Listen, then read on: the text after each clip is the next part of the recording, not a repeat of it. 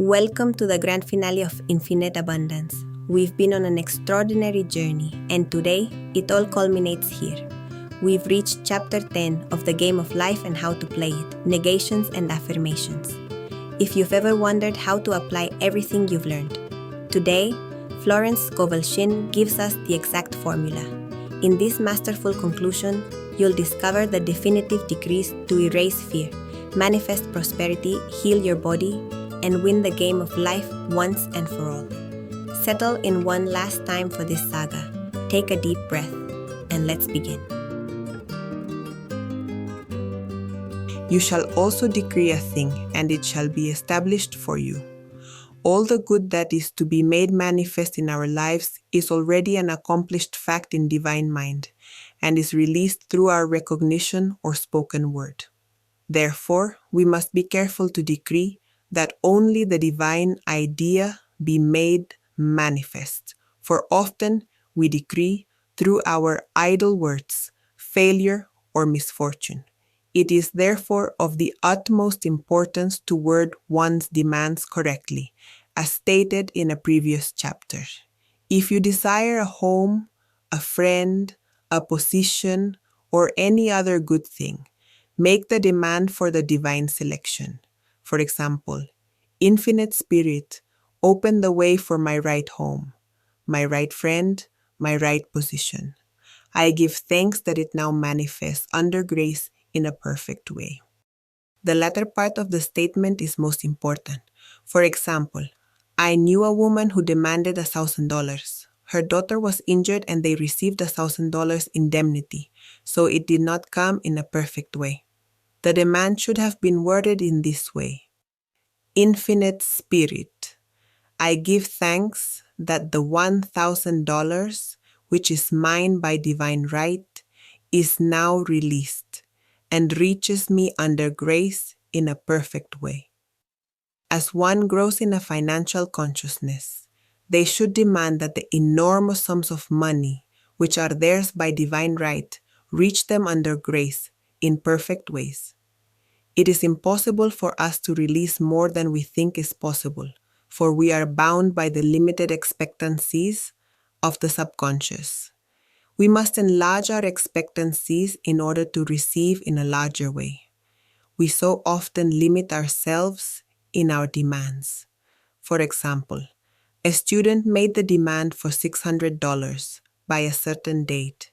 He did receive it, but heard afterwards that he came very near receiving $1,000. However, he was given just $600 as the direct result of his spoken word. They limited the Holy One of Israel. Wealth is a matter of consciousness. The French have a legend giving an example of this. A poor man was walking along a road when he met a traveler who stopped him and said, "My good friend, I see you are poor. Take this gold nugget, sell it, and you will be rich all your days." The man was overjoyed at his good fortune and took the nugget home. He immediately found work and became so prosperous that he did not sell the nugget. Years passed, and he became a very rich man. One day he met a poor man on the road. He stopped him and said, "My good friend, I will give you this gold nugget, which, if you sell, will make you rich for life." The beggar took the nugget, had it valued, and found it was only brass. So we see, the first man became rich through feeling rich, thinking the nugget was gold. Everyone has within themselves a gold nugget. It is our consciousness of gold, of opulence, which brings riches into our lives. In making demands, we begin at our journey's end. That is, we declare we have already received. Before you call, I shall answer. Continually affirming establishes the belief in the subconscious. It would not be necessary to make an affirmation more than once if one had perfect faith. One should not plead or supplicate, but give thanks repeatedly that they have received. The desert shall rejoice and blossom as the rose. This rejoicing, which is yet in the desert, the state of consciousness, opens the way for release. The Lord's Prayer is in the form of command and demand. Give us this day our daily bread and forgive us our debts as we forgive are debtors, and ends in praise. For yours is the kingdom and the power and the glory forever. Amen. Concerning the works of my hands, command me. So prayer is command and demand, praise and thanksgiving. The student's work is simply in making themselves believe that with God all things are possible. This is easy enough to state in the abstract, but a little more difficult when confronted with a problem. For example, it was necessary for a woman to demonstrate a large sum of money within a stated time. She knew she must do something to get a realization, for realization is manifestation, and she demanded a lead. She was walking through a department store when she saw a very beautiful pink enamel paper cutter. She felt a strong pull toward it. The thought came, I don't have a paper cutter good enough to open letters containing large checks. So she bought the paper cutter, which the reasoning mind would have called an extravagance. When she held it in her hand, she had a flash of a picture of herself opening an envelope containing a large check, and in a few weeks she received the money. The pink paper cutter was her bridge of active faith. Many stories are told of the power of the subconscious when directed in faith. For example, a man was spending the night in a farmhouse. The windows of the room had been nailed down, and in the middle of the night he felt suffocated and made his way in the dark to the window. He could not open it, so he smashed the pane with his fist, drew in drafts of fine fresh air, and had a wonderful night's sleep. The next morning he found he had smashed the glass of a bookcase, and the window had remained closed during the whole night. He had supplied himself with oxygen simply by his thought of oxygen. When a student starts out to demonstrate, they should never turn back. Do not let those who waver think that they shall receive anything from the Lord. A student once made this wonderful statement. When I ask the Father for anything, I put my foot down and I say, Father, I'll take nothing less than I've asked for, but more. So we should never compromise. Having done all, stand. This is sometimes the most difficult time of demonstrating. The temptation comes to give up, to turn back, to compromise. They also serve who only stand and wait.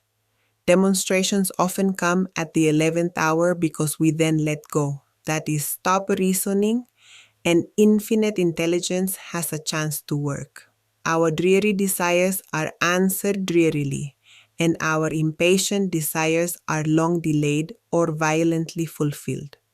For example, a woman asked me why it was she was constantly losing or breaking her glasses. We found she often said to herself and others with vexation, I wish I could get rid of my glasses. So her impatient desire was violently fulfilled. What she should have demanded was perfect eyesight. But what she registered in the subconscious was simply the impatient desire to be rid of her glasses. So they were continually being broken or lost. Let's take one last pause for wisdom. What Florence presents here as negations and affirmations, modern neuroscience calls neuroplasticity. When you deny a negative situation, you take your attention away from it and literally begin to weaken the neural connections that sustain fear in your brain. When you affirm divine truth and abundance, you are creating new neural pathways. Your word is the most advanced programming tool there is. Don't just parrot decrees, feel them, visualize them, and allow your body chemistry to change in this instant. Your mind already has the formula. Let's continue. 2 attitudes of mind cause loss. Depreciation, as in the case of the woman who did not appreciate her husband, or fear of loss, which creates a picture of loss in the subconscious. When a student is able to let go of their problem, cast their burden, they will have an instantaneous manifestation. For example, a woman was out during a very stormy day and her umbrella was blown inside out. She was about to make a call on some people whom she had never met, and she did not wish to make her first appearance with a dilapidated umbrella. She could not throw it away, as it did not belong to her. So in desperation, she exclaimed, "Oh God, you take charge of this umbrella. I don't know what to do." A moment later, a voice behind her said, "Lady, do you want your umbrella mended?" There stood an umbrella mender. She replied, "Indeed I do." The man mended the umbrella while she went into the house to pay her call, and when she returned, she had a good umbrella. So there is always an umbrella mender at hand on our pathway when we put the situation into God's hands. One should always follow a denial with an affirmation. For example, I was called on the phone late one night to treat a man whom I had never seen. He was apparently very ill. I made the statement, "I deny this appearance of disease. It is unreal, therefore it cannot register in his consciousness. This person is a perfect idea in divine mind, pure substance expressing perfection. There is no time or space in divine mind. Therefore, the word reaches its destination instantly and does not return void." I have treated patients in Europe and have found that the result was instantaneous. I am asked so often the difference between visualizing and visioning. Visualizing is a mental process governed by the reasoning or conscious mind. Visioning is a spiritual process governed by intuition or the superconscious mind. Students should train their minds to receive these flashes of inspiration and work out the divine pictures through definite leads. When we can say, "I desire only that which God desires for me," our false desires fade from consciousness, and a new set of blueprints is given to us by the master architect, the God within. God's plan for each individual transcends the limitations of the reasoning mind and is always the square of life, containing health, wealth, love, and perfect self-expression. Many are building for themselves in imagination a bungalow when they should be building a palace. If a student tries to force a demonstration through the reasoning mind, they bring it to a standstill. "I will hasten it," says the Lord. We should act only through intuition or definite leads. Rest in the Lord and wait patiently.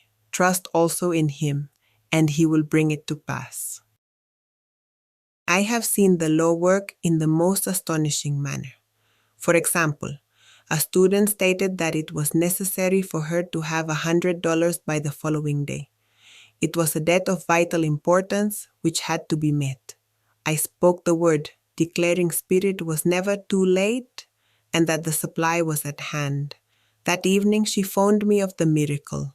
She said that the thought came to her to go to her safe deposit box at the bank to examine some papers. She looked over the papers, and at the bottom of the box was a new $100 bill. She was astounded and said she knew she had never put it there, for she had gone through the papers many times. It may have been a materialization, just as Jesus Christ materialized the loaves and fishes. Humanity will reach the stage where our word is made flesh or materialized instantly. The fields, ripe with the harvest, will manifest immediately, as in all of the miracles of Jesus Christ. There is a tremendous power alone in the name Jesus Christ. It stands for truth made manifest. He said, "Whatever you ask the Father in my name, He will give it to you." The power of this name raises the student into the fourth dimension, where they are freed from all astral and psychic influences, becoming unconditioned and absolute, just as God Himself is unconditioned and absolute. I have seen many healings accomplished by using the words "in the name of Jesus Christ." Christ was both person and principle, and the Christ within each person is their Redeemer and salvation. The Christ within is our own fourth dimensional self, the individual made in God's image and likeness. This is the self which has never failed, never known sickness or sorrow, was never born, and has never died. It is the resurrection and the life of each human being.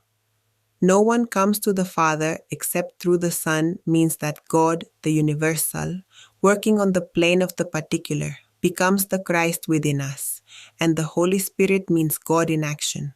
So daily we are manifesting the Trinity of Father, Son, and Holy Spirit.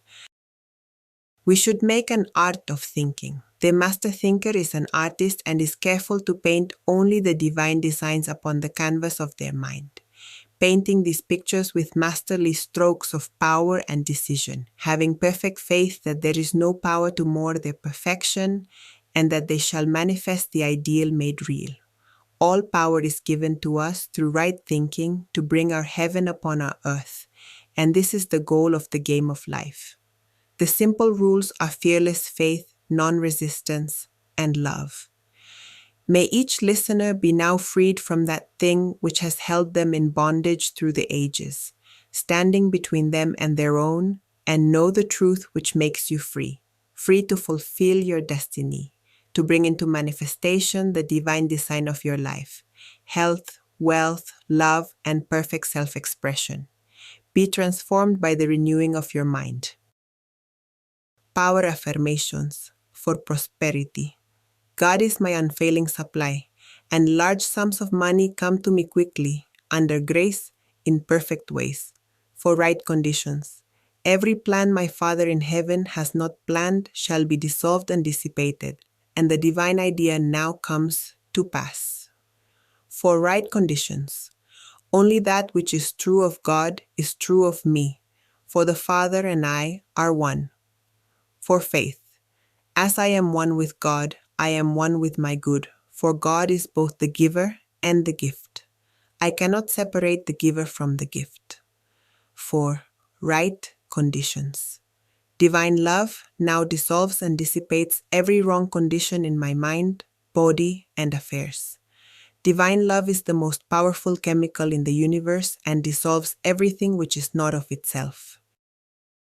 For health, divine love floods my consciousness with health, and every cell in my body is filled with light. For the eyesight, my eyes are God's eyes. I see with the eyes of spirit. I see clearly the open way. There are no obstacles on my pathway. I see clearly the perfect plan. For guidance, I am divinely sensitive to my intuitive leads and give instant obedience to your will. For the hearing, my ears are God's ears.